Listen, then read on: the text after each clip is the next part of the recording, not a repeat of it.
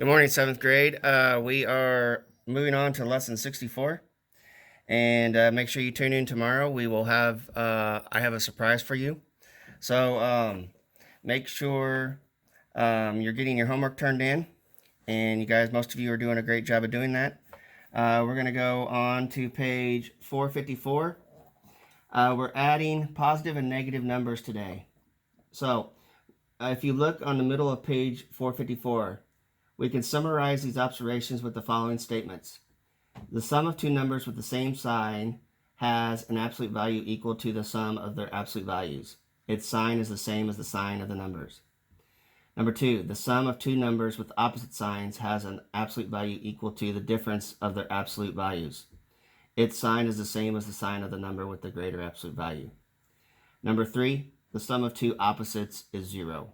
So if we look at example 1, little a, we have negative 54 plus negative 78. Okay? Both of these have the same sign, so the number is going to be a negative number. You just add these, 78 plus 54, okay? And you get 12, 12, 13. And it's going to be negative because both the signs are negative, or both the numbers are negative. Okay, little b.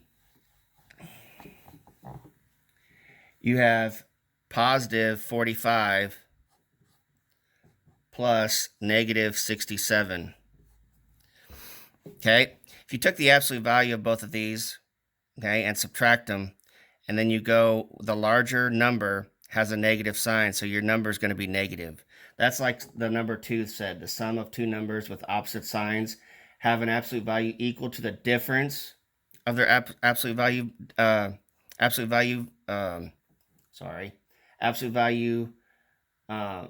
values. Okay, so you just go 67 minus 45 to 2. The larger number has the negative sign, so the answer is going to be negative 22. Okay, and then little c, it's simply negative 92 plus 92. Those are opposites, so your answer is going to be 0. Okay, so example 2, we have negative 3 plus negative 2 plus 7 plus negative 4. Okay, it's almost too big where I can't get it on the camera. These two numbers have the same symbol. They're both negative. So you simply just go 3 plus 2 is 5, and it's a negative 5. Okay, then that's going to be plus your plus 7, or your positive 7. You subtract these, okay, 7 minus 5, which is 2, and the 7 is a positive number, so it's going to be a positive 2, plus your negative 4. And same thing here. You go 4 minus 2, which is 2, and the larger value, or the larger absolute value, which is the 4, that's the symbol you use, and it's going to be a negative number. Okay? Hopefully you're following along. I'm going kind of fast, but remember you can pause or you can replay it as well.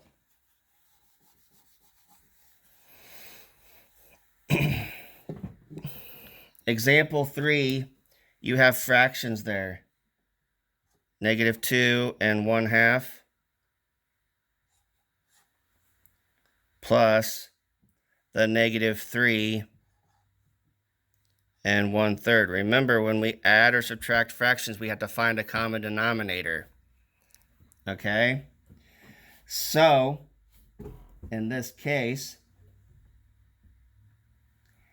we have to find the common denominator. And I wrote these up wrong. I should have put them vertically because that's the easiest way to do fractions, I believe, when you add or subtract them.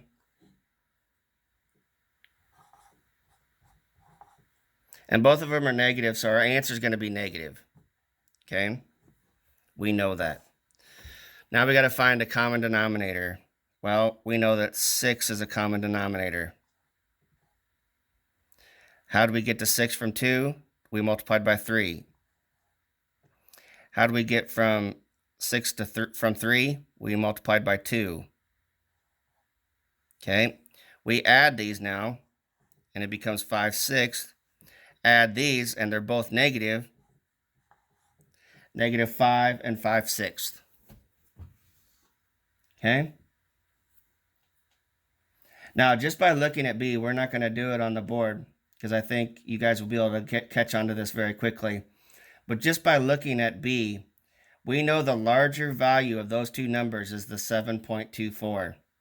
And that 7.24 has a negative symbol. So that means your answer is going to be negative. Okay?